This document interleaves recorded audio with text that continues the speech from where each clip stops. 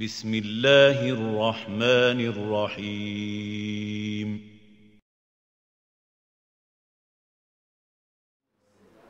بسم الله الرحمن الرحيم الحمد لله والصلاة والسلام على رسول الله وعلى آله وصحبه ومن تمسك بهديه أما بعد سبحانك لا علم لنا إلا ما علمتنا إنك أنت العليم الحكيم السلام عليكم ورحمة الله تعالى وبركاته. In continuation of hadith number 534 with regards to the rulings of iftar and the recommendation of hastening the iftar and not delaying the breaking of the fast.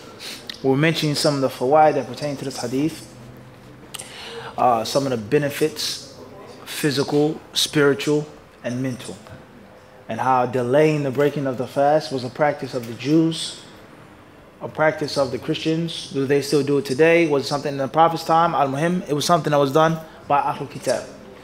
And some of the people of knowledge also said that it became a practice, a staple practice of many people in the religion of Islam who were innovators. People who were innovators and people of innovation. Alright?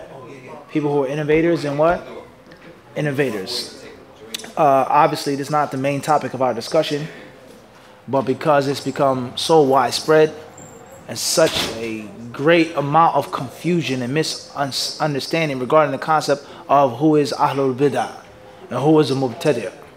An innovator, a person of innovations, is not me or you for someone to just label an ignorant 9-to-5 Muslim who doesn't know what you know and who wasn't blessed with that which Allah blessed you with, and who didn't have the opportunity to come across some of the things that you came across. And he's just an ignorant layman Muslim who follows his leader, whoever his leader is.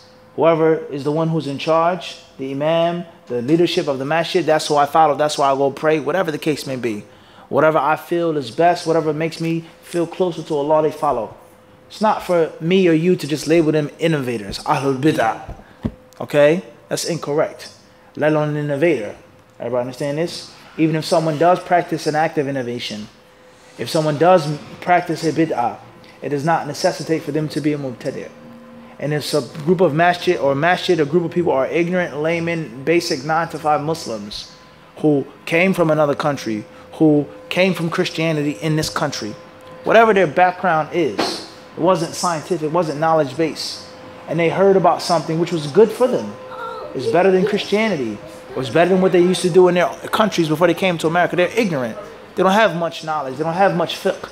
And in most cases, no one has really went to them with the proper knowledge, the proper etiquettes, the proper wisdom, the proper respect, and actually taught them and guided them about Islam and Sunnah and Ilm and Aqidah and Ulama, so on and so forth.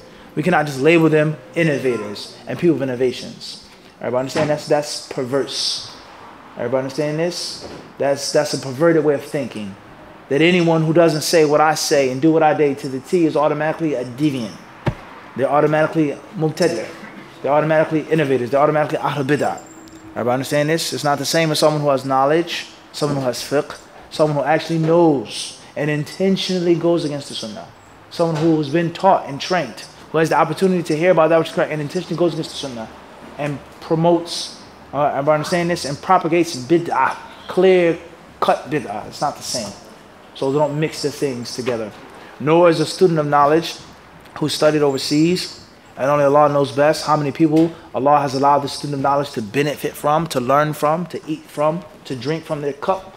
If they say something which is a mistake at worst, or at best, an issue of khilaf, an issue of controversy in which there's khilaf.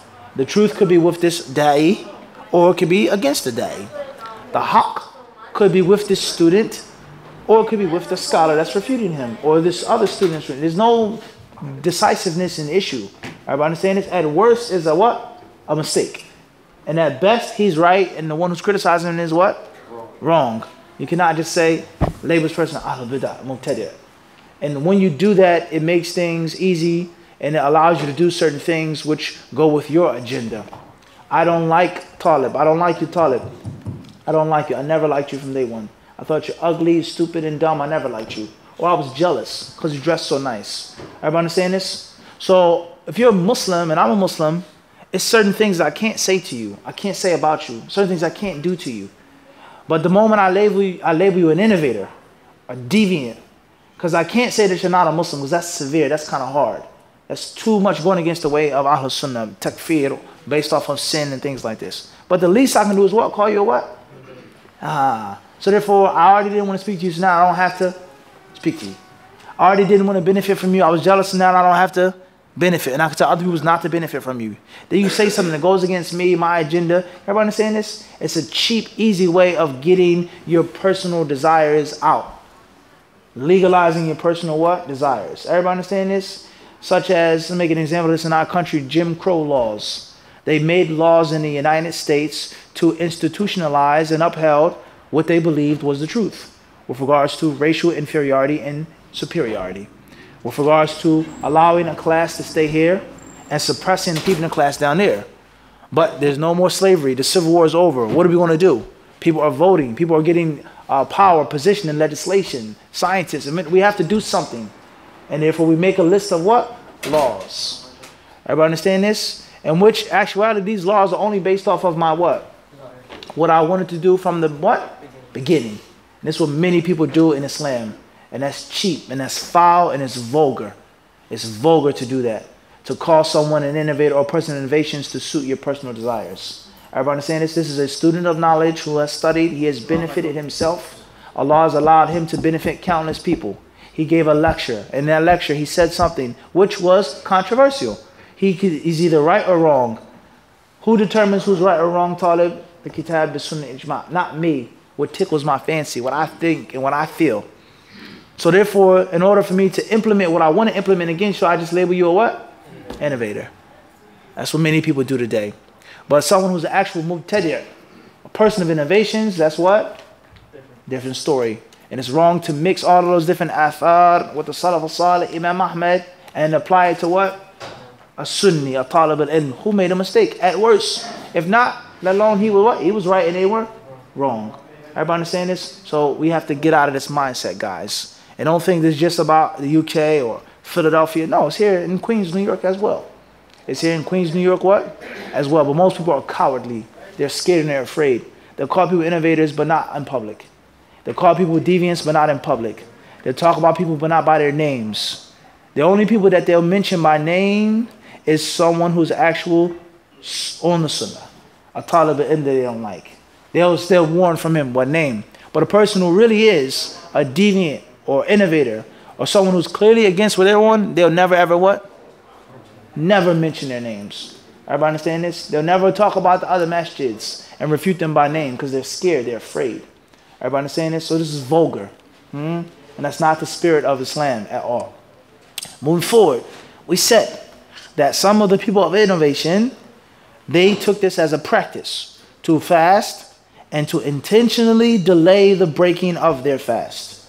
So when you break your fast, or when you don't break your fast, you take more time, you're imitating the Jews, the Christians, and some of the innovators, Ahlul Bidah, from among the Muslims. Moving forward. As-San'ani rahimahullah ta'ala, he then says, قال المهلب والحكمة في ذلك.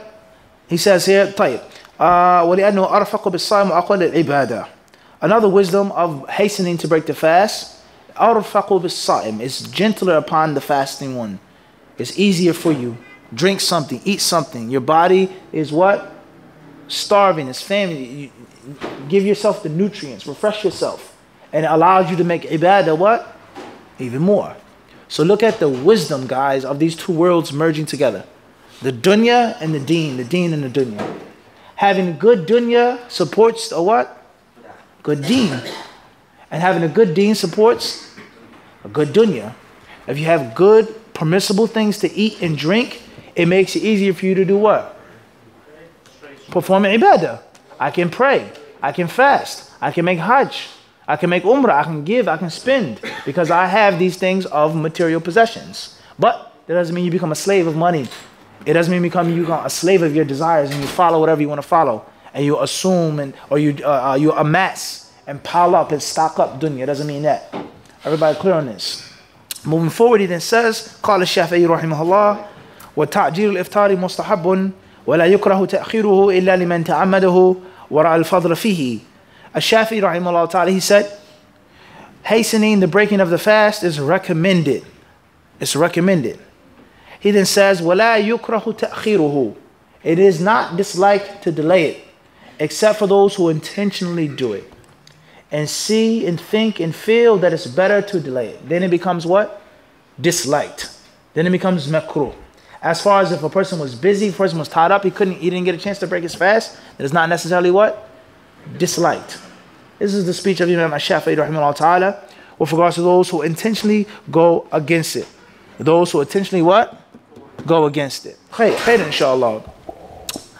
He says here, قلت في إباحة صلى الله عليه وسلم المواصلة أو في إباحة المواصلة مكتوب بالضم هذا خطأ إلى السحر كما في حديث أبي سعيد ما يدل على أنه لا كراهة إذا كان ذلك سياسة للنفس ودفعا لشهوتها. طيب. That's enough of the technicalities of that hadith. Let's move on to the following narration. Narration 535. He says, وعن أنس بن مالك رضي الله تعالى عنه قال قال رسول الله صلى الله عليه وعلى آله وسلم تسحروا فإن في السحور بركة متفق عليه. Hadith 535, narrated Anas bin Malik رضي الله عنه. Allah's Messenger صلى الله عليه وسلم said, take a meal just before dawn, for there is a blessing in sahur, taking a meal at that time. Agreed upon. The translation, we're not going to focus on that right now. What's important is this hadith is narrated by Anas radiallahu anhu, the famous narration. We did a khutbah on last week. We did 5 minutes of faida on this hadith, more than once as well. Blessed porridge. The narration of Anas ibn Malik radiallahu anhu, in which the Messenger of Allah alayhi salatu wasalam, he says, tasahharu. He's giving you a command. He's ordering you. He's instructing you. He's encouraging you. Tasahharu. Eat the suhoor. And there's 2 ways of pronouncing the word as we explained. Sahur with a fatha, vowel sound, or suhoor with a dhamma vowel sound. The Prophet ﷺ says, tasahharu. Eat this meal, because it's a barakah in doing so. Don't look down upon this meal. Don't scorn this meal. Don't say to yourself, I have the ability to fast without doing it. I don't need to eat it. I don't need to drink. The Prophet says, he says, tasahharu. Eat the suhoor, because it is a barakah in doing so. Because it's a what? It's a barakah in doing so. This hadith is in the Sahihain, the Sahih al-Bukhari, Sahih Muslim. And it proves the zahir, nafis, zahir al-hadith, that which is apparent and clear from this hadith is that eating suhoor is what? Mandatory, and not recommended. Why would it be mandatory? Because it's a fi'l amr. It's a fi'l amr, tasahharu. The Prophet is commanding you to do it. So we benefit from this hadith that it's mandatory to eat what? Suhoor. That's what we benefit from this one hadith. Is that the actual case outside of this hadith? Is suhoor wajib or not? Why isn't it wajib? It has nothing to do with it being mandatory or not. You have a personal excuse, one thing. If it was wajib, it would be sin if you didn't do it. Why not? The Prophet says do it. Allah says in the Quran to follow Muhammad. Take Muhammad's example. Indeed, in Muhammad you have a good example. If you obey Muhammad, you will be guided. If you obey Muhammad, you will receive mercy. That's what we're asking. In other words, as we've explained many times before, how we study hadith and comparative fiqh, if this was the only hadith that you knew about, Khalid, the only hadith that you read, what will be your responsibility as a Muslim? It will be what? You have to eat the suhoor. And it's haram not to. Alright, back to this. Now, if you studied other things, other texts, other proofs and evidences which prove to you and show to you that it's not wajib, then that's a different what? Story. Pay close attention now, Khalid. This is the hadith that you read. You understand the basics of usul al-fiqh. Tasahharu. The basics of the lugha al-Arabiyyah. The basics of nahu. Alright, clear this? It will be haram for you to say, I don't have to eat suhoor because I'm what? Maliki. It will be what? Haram. Why would that be?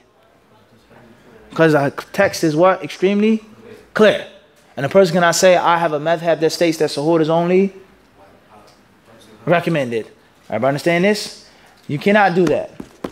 Now, is eating suhoor mandatory or not? The ulama have total consensus, ijma', that eating suhoor is only recommended. And it's not obligatory. It's only what? Recommended.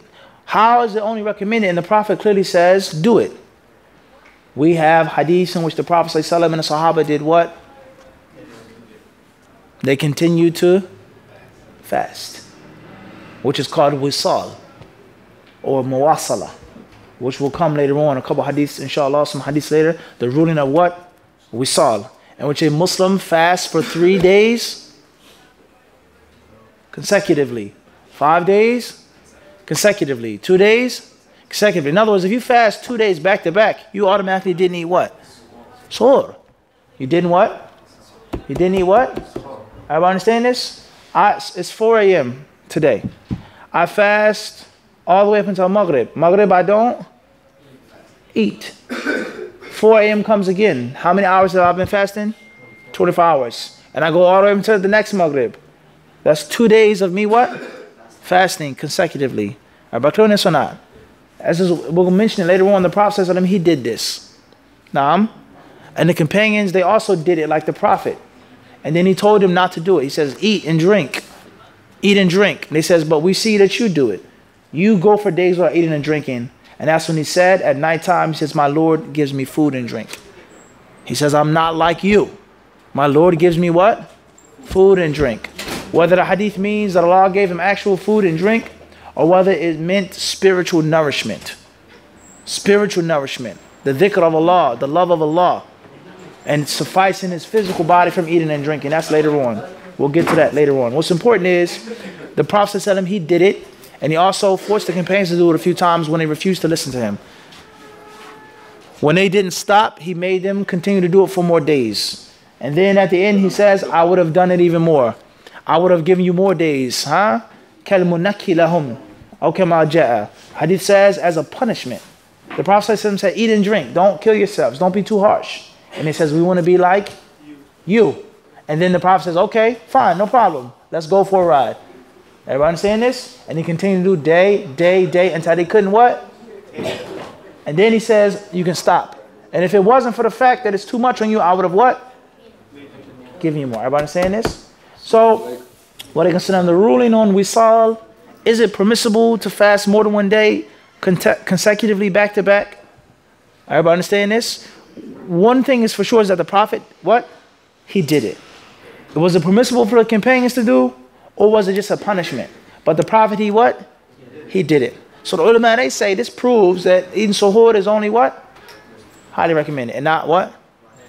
Everybody clear on this? And it's also ijma'. As Imam Ibn Khuzaymah rahimahullah ta'ala mentioned, there's no difference of opinion among the ulama that eating suhoor is not what? Not mandatory, but it's highly recommended. Khairan inshallah subhanahu wa ta'ala. Moving forward. As-Sanani rahimahullah ta'ala, he says, بفتح المهملة اسم لما يتسحر به وروي بالضم على أنه مصدر بركة متفق عليه زاد أحمد من حديث أبي سعيد فلا تدعوه ولولا أن يتجرع عهدكم جرعة من ماء فإن الله وملائكته يصلون على المتسحرين وظاهر الأمر وجوب التسحر ولكنه صرفوا عنه إلى الندب ما ثبت من مواصلته صلى الله عليه وسلم ومواصلة أصحابه ويأتي الكلام في حكم الوصال ونقل ابن المنذر الإجماع على أن التسحر مندوب والبركة المشار إليها فيه اتباع السنة ومخالفة أهل الكتاب لحديث مسلم مرفوعا فصل ما بين صيامنا وصيام أهل الكتاب أكلة السحر والتقوي بها على العبادة وزيادة النشاط والتسبب لصدقة على من سأل وقت السحر. He says here, the word suhoor has two pronunciations. Two ways of pronouncing it. The first way is saying suhoor. And the second was saying sahur. If you mention it with a fatha, an a, sahur, then it's the actual meal that you're eating. The actual food is what? Called sahur. If you have a bowl of oatmeal with cranberries and almonds, it's called what? Sahur. Everybody understand this? Everybody heard this or not? If you have poached eggs and toast, then that's called what? It's called what? Sahur. Everybody clear on this? But the actual act of eating a meal in the morning time, that is called suhoor. Just like when you make what? Wudu. With a dhamma, wudu. But the actual water that you use for wudu is called wudu. Right. Moving forward. Imam Ahmad has collected this hadith as well. Another version of this hadith, not by Anas, by Abu Sa'id al-Khudri radiallahu anhu. Listen carefully, Wais. The Messenger of Allah is quoted to have said in this narration in the Musnad Imam Ahmad, فَلَا تَدَعُوهُ. He says, never ever leave off suhoor. Do not refrain from suhoor. Don't stop eating what? Suhoor. Even if you only have water to drink. Even if you only have a cup of what? Water. Eat what? Something.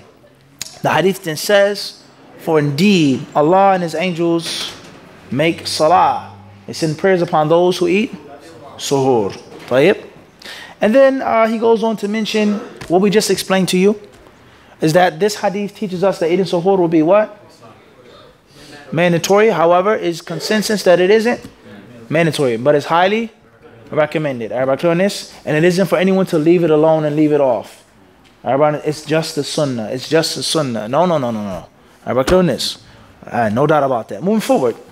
He then goes on to mention another benefit, or the benefits of eating the suhoor. Many of them we quoted in the khutbah on Friday from Hafidh bin Hajar.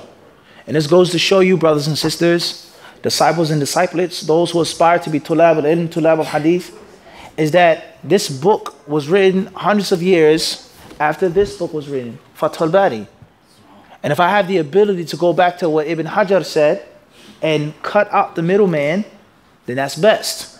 Or go to the books before Fath al-Bari, before Ibn Hajar, and also cut out a what? Another one that's also best. And this is a this is a very sophisticated technique of learning, which is called Salih at-Talaqi, or it says al-ulu fi at-Talaqi. Al-ulu fi at-Talaqi, which linguistically means to go higher, to ascend, and to who you take from. In the simple, easy, basic street terms, it means cut out the middleman. Everybody understand this? Instead of me buying the garments from what? Canal Street, I go to China myself.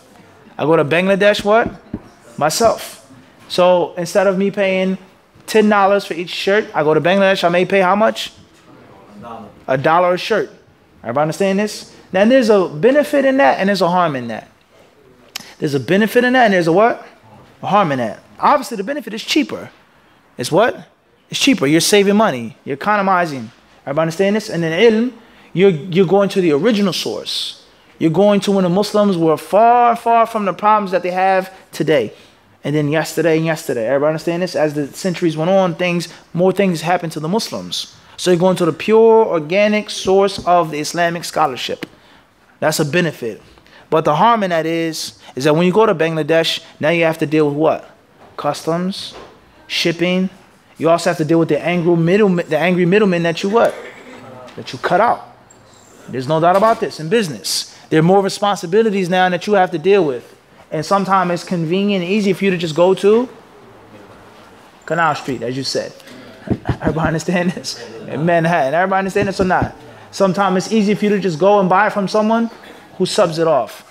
Everybody clear on this? So in other words, if you're not built, if you don't have the knowledge, if you don't have the bank, the capital, if you don't have the courage to go to China and Bangladesh and do it yourself, then it's best for you to do what? Suffice yourself with buying it wholesale price in New York City. And the same applies to ilm. If you don't have the necessary qualifications, if you don't have the necessary ilm, the necessary training, if you're not smart enough, if you're not willing to be smart enough, if you're not brave enough to go into dig into some of those books and find some of the things that you're going to find, then it's best to just take from what the modern day scholar said today. Shaykh Uthaymeen said, this hadith teaches us, these are the benefits of suhoor. Following the sunnah, going against the Jews and the Christians, tadha. And it's the same thing. Ibn Taymiyyah is getting it from what? Without a doubt. Knowledge does not come from the sky anymore. Everybody understand this? In Muhammad's time, it came from the what? From the heavens. Every scholar learns from someone else. He read a book. He studied it. Everybody clear on this or not? And we're not speaking to the average daily Muslim about this. We're talking to people who are what? Actual aspiring tulab of hadith. And the classes are not just for the laymen. Nor the classes just for them. It's for what? Everyone gets a piece. Bi-idhnillahi subhanahu wa ta'ala. Khairan, inshallah. So you pay close attention, Salih. These benefits he mentioned here were mentioned by what? Ibn Hajar. We mentioned them in the khutbah. We read from Fath al-Bari. So this goes to show you, hundreds of years, he benefited the fawaid from what? From somebody else. So what is the problem in me going back to the what? Original source. No, you have to quote from the modern scholar today. That's backwards mindset. طيب. He says the main fa'idah here is going against the Jews and the Christians. As the Prophet ﷺ said in another hadith, the difference between our fast and that of the people of the scripture is the suhoor meal. Is the what? The suhoor meal. Khairan, inshallah. Moving forward. The next narration, the author, he says, وعن سلمان بن عامر الضبي عن النبي صلى الله عليه وسلم أنه قال إذا أفطر أحدكم فليفطر على تمر فإن لم يجد فليفطر على ماء فإنه طهور. رواه الخمسة وصححه ابن خزيمة وابن حبان والحاكم. We'll stop here today and we'll leave a couple of minutes, inshallah ta'ala. Perhaps may have some questions online or from the brothers here in person. Jazakumullahu khairan.